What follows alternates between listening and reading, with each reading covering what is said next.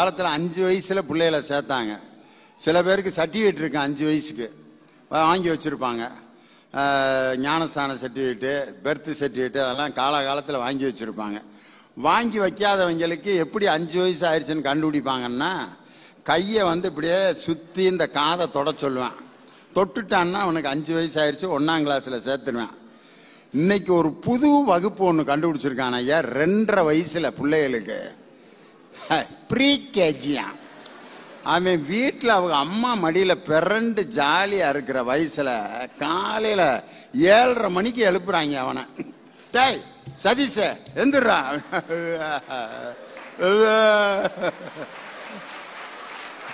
எதுக்குமே பள்ளி எடுத்து போனேன், பஸ் வந்துடும் 8:15. அது இன்னைக்கு போயிட்டேன், நான் போகல அப்படிங்கிறான்.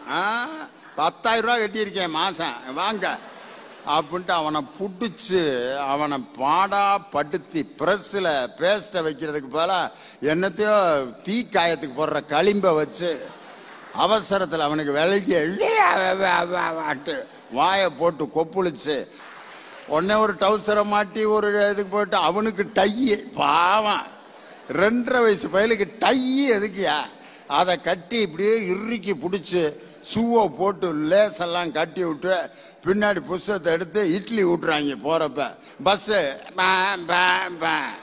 பின்னாடி பைய போட்டு ஏற்றியாச்சு. அவன் கிளம்புறப்ப அவன் அம்மாட்ட எப்படி சொல்லிட்டு போனான் தெரியுமா?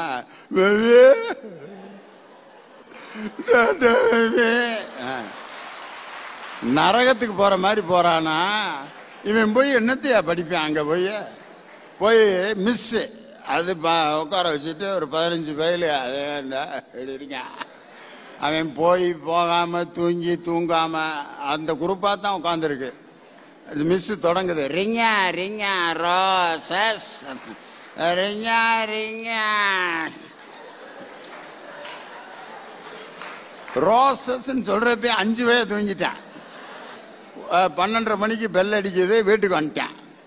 இது ஒரு பள்ளிக்கூடம், இது ரொம்ப அவசியம் அவனுக்கு தேவை. ஒரு தாயின் மடி சொல்லி கொடுக்காததை 2 வயது குழந்தைக்கு யாராலும் சொல்லித்தர முடியாது. இன்னைக்கு பெற்றோர்கள் வீட்டில் அந்த பையன் இம்சை பண்ணுறாங்கிறதுக்காக கொண்டு போய் விட்டுறது. இது நடக்குதா இல்லையா?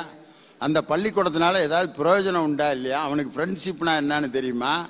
ரைம்னா என்னன்னு தெரியுமா? அட்டனன்ஸ்னா என்னன்னு தெரியுமா? அந்த வயதில் கொண்டு போய் அவனுக்கு இப்படி ஒரு நெருக்கடி தேவையா? இதுக்கு காரணம் யார்? பெற்றோர்கள் தானே, வீடு தானே. அப்படி